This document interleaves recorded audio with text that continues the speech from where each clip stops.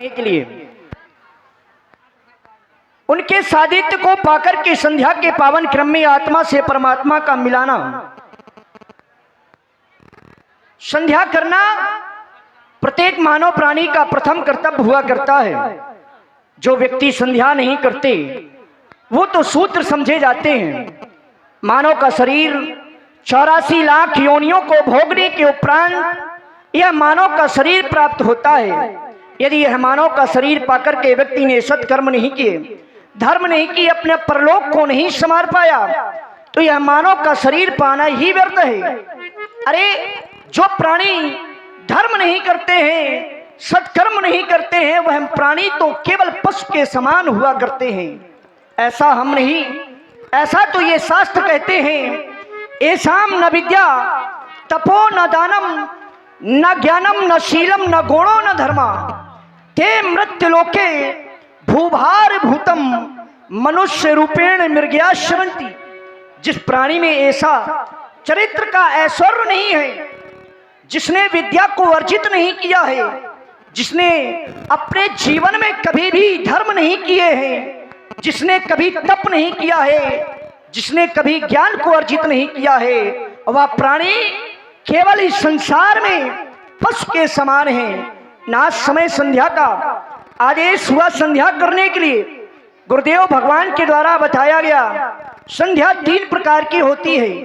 प्रातः संध्या, शनि छत्राणी, मध्याह्ने मध्य भास्करामी, सा सूर्या पश्चिमा संध्या, त्रिष्टा संध्या उपास्ते।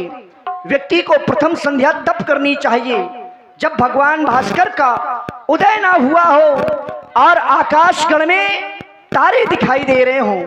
दूसरी संध्या बताई गई हमें तब करनी चाहिए जब भगवान भास्कर का उदय हो चुका हो और आकाश मंडल में तारे गण लुप्त हो चुके हों।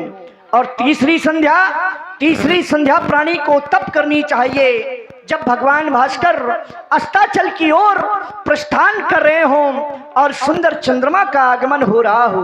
यह तीसरी कोट की संध्या है जो आज भगवान भास्कर अस्ताचल की ओर प्रस्थान कर रहे हैं और सुंदर चंद्रमा का आगमन हो रहा है।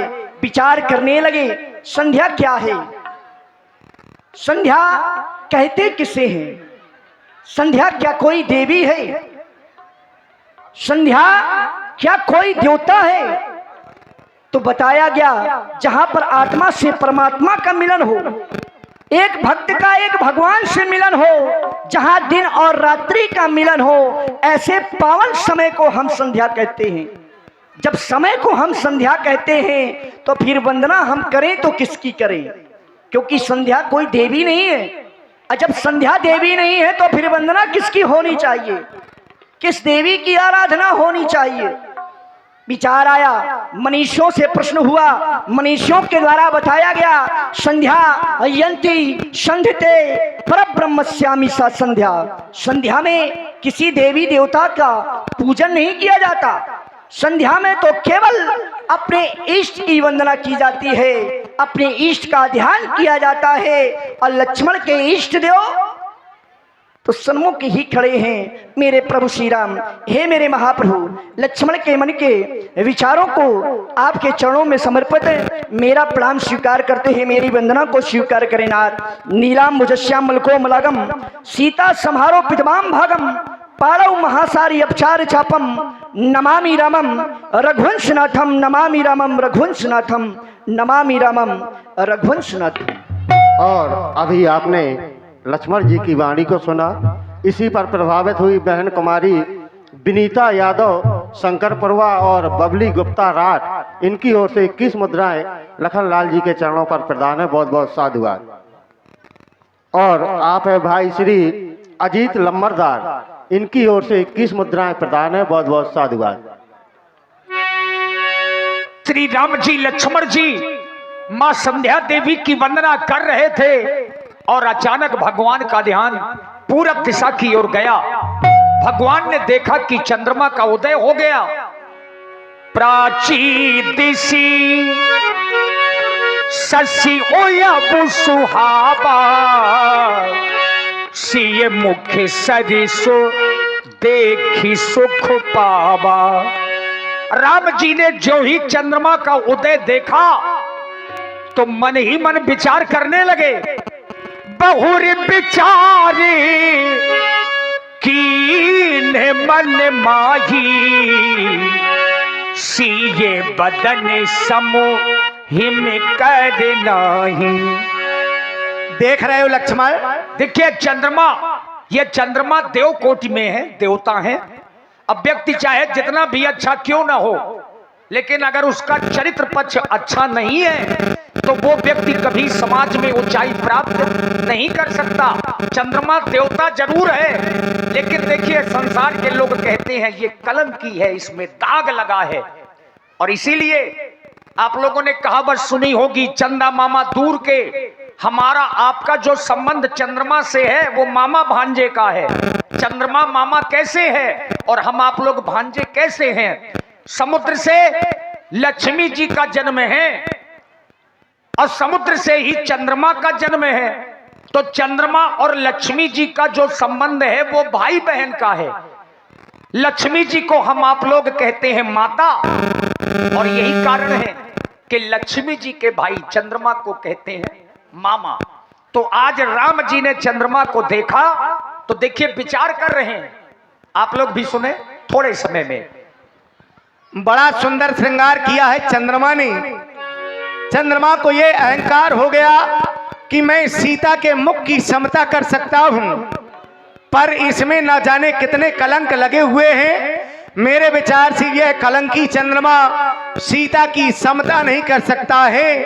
कहा गया जन्म सिंधु पुनि बंधु विष, दिन मलिन सकुलंको, सिय मुख समता पाव किम चांद बापर और रंक। चंद्रमा की उत्पत्ति खारे समुद्र से है और विष इसका भाई है। ये तो दिन में मलिन भी रहता है, फिर सीता की समता कैसे कर सकता है? जो कोई भी चंद्रमा की समता सीता से करेगा उसे भी दोष लगेगा। वह देही मुख पटतर दीन है, होए दोष बड़े अनुचित कीन है। चंद्रमा और सीता की समता संभव नहीं, इसलिए चंद्रमा के लिए मैं केवल यही कहूंगा, मयंक में कलंक की निशानी, मयंक में कलंक की निशानी बन गई। जानकी के जन्म की कहानी बन गई। वो जानकी गुलखानी रूप की रानी बन गई। वो जानकी गुलखानी रूप की रानी बन गई।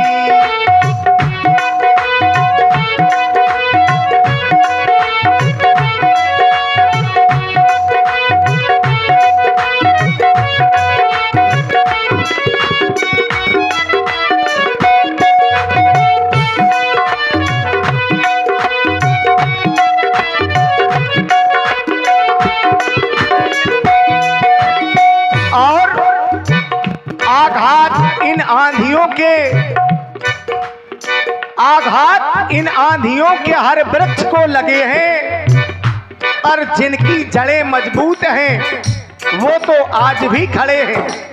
कि आकपट जब गुरु से चंद ने हर ली उनकी नारी, गुरु ने सोचा समझा मन में आई विपदा भारी।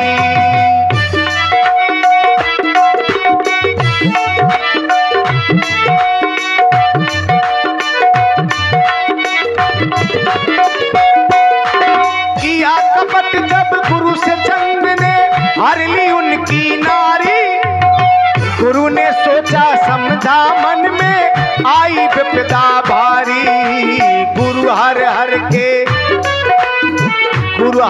के हार की हैरानी बन गई। झरे छबीले छलिया की जिंदगानी बन गई। वो जानकी गुलखानी रूप की रानी बन गई।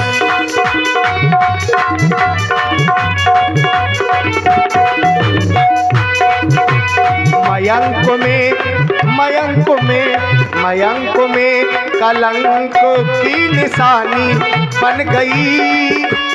जानकी के जन्म की कहानी बन गई।